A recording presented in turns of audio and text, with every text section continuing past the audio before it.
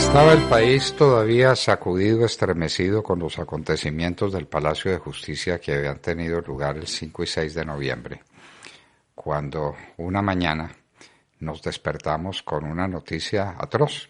No podíamos creerla.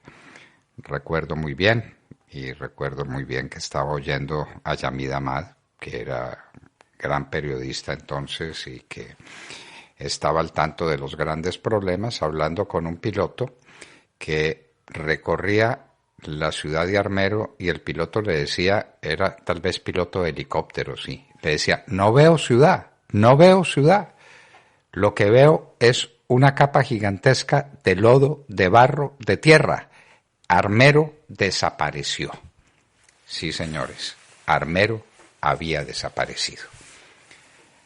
Había hecho explosión el Nevado del Ruiz, no había sido una explosión particularmente dura, pero una explosión, y se había producido lo que llaman en algunas partes deslave, es decir, que el volcán arrastró una enorme cantidad de lodo, de piedras, de barro, que salió con su destino natural, hacia abajo.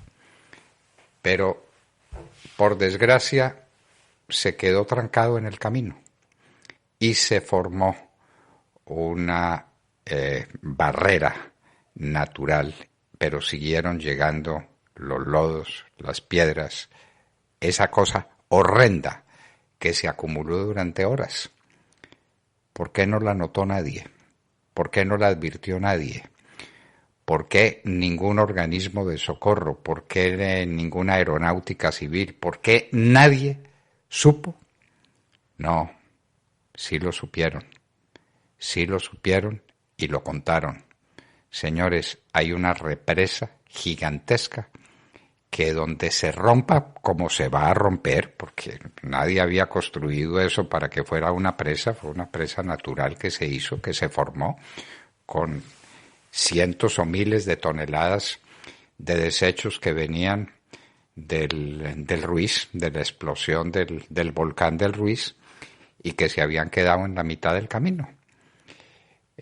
Algunos lo dijeron, algunos lo vieron y lo comunicaron.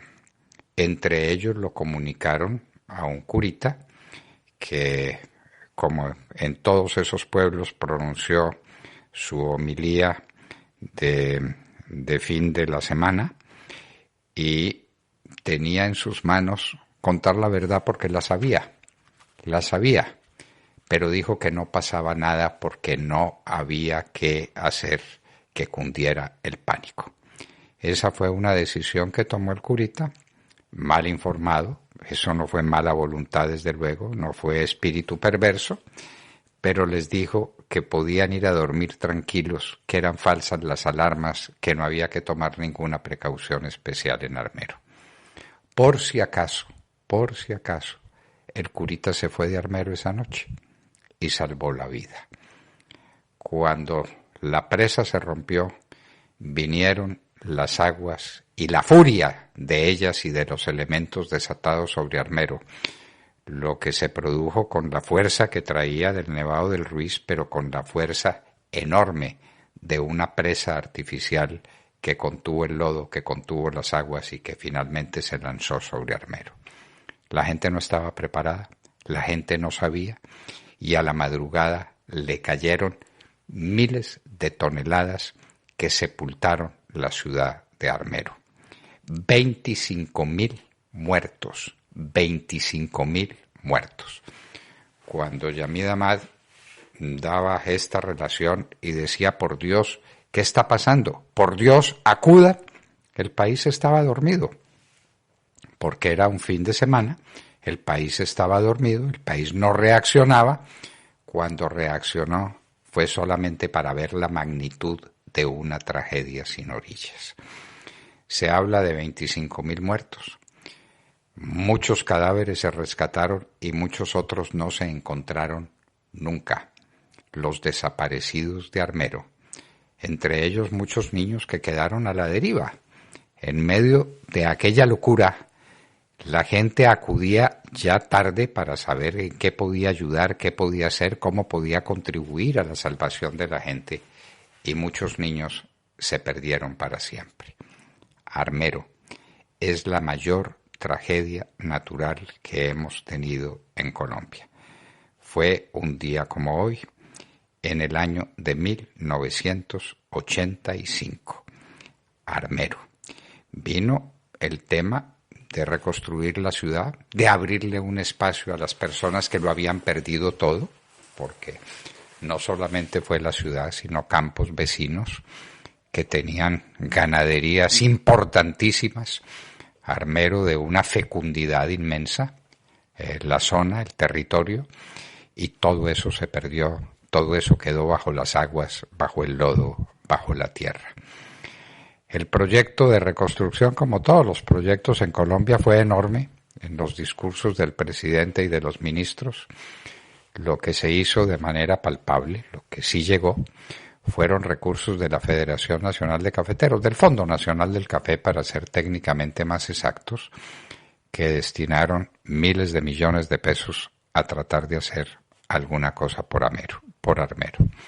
En una obra que no se completó nunca, han pasado 35 años, tiempo para que esa tierra vuelva a establecerse, para que vuelva a ser fecunda, hablando en términos agrícolas y agropecuarios.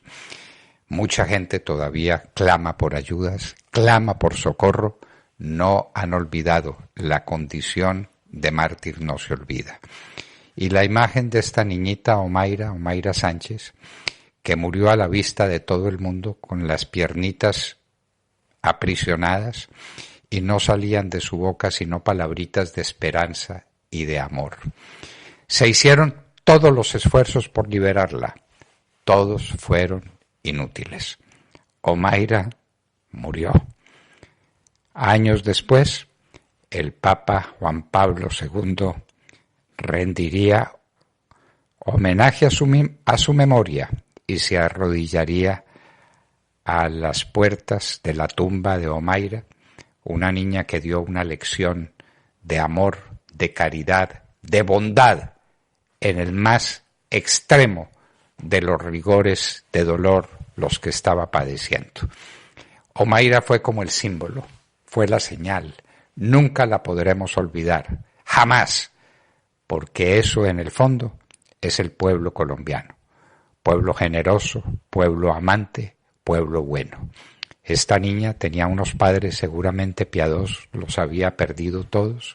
Familias enteras quedaron atrapadas para siempre dentro de los lodos y dentro de los desastres que causó la erupción del Nevado del Ruiz, pero sobre todo la presa y sobre todo la inadvertencia. Si alguien la hubiera visto y hubiera dado la orden de evacuación del pueblo, los muertos hubieran sido muy pocos o tal vez ninguno. Esos son los organismos de vigilancia del país. Después se volcaron los bomberos y los de la defensa civil y todo el mundo, pero en el momento en que era oportuno, en que Armero se podía salvar de la muerte, no de la destrucción de la ciudad, de la muerte, la gente podía correr a buscar refugio en alguna parte, como algunos lo buscaron y lo encontraron, y no estaríamos llorando el recuerdo amargo de 25.000 muertos que se pudieron salvar. Armero, la tragedia, el dolor, el espanto.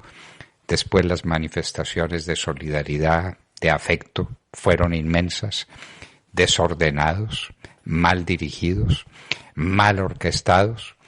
Se creó un comité importantísimo con gente de primer nivel que trabajó un tiempo y después se cansó de trabajar y se cansaron del recuerdo de los muertos. Por eso hay tanta gente que hoy, 35 años después, pide que se le reconozca como víctima de Armero y se le dé alguna compensación a su dolor infinito. Este hecho histórico lo tenemos que recordar, no solamente porque murieron 25.000 personas, que ya fuera noticia suficiente, sino por lo que revela la tragedia de Armero del alma colombiana, del sentir de los colombianos, de la solidaridad, del afecto que se desbordó sobre la gente de Armero y que hubiera merecido mejor fortuna de haber sido mejor encausados, mejor dirigidos, mejor concertados todos esos esfuerzos. Como decíamos, se prometieron muchas ayudas económicas, algunas llegaron bienes que no se utilizaron nunca de países que los mandaron para ayudar al rescate, para ayudar a la reconstrucción, quedaron abandonados, quedaron mal dispuestos, porque pasó lo que pasó siempre en Colombia, la improvisación. El primer salto fue un salto de amor y de solidaridad de la gente, y lo que siguió, la negra noche. Armero quedó sepulto bajo los aguas y los lodos y el deslave espantoso que produjo la erupción del volcán del Ruiz, que no fue ese día, sino que fue el día anterior, que le dio espacio a todos esos lodos, a todas esas aguas, para represarse, amenazar y destruir la ciudad de Armero hace hoy 35 años.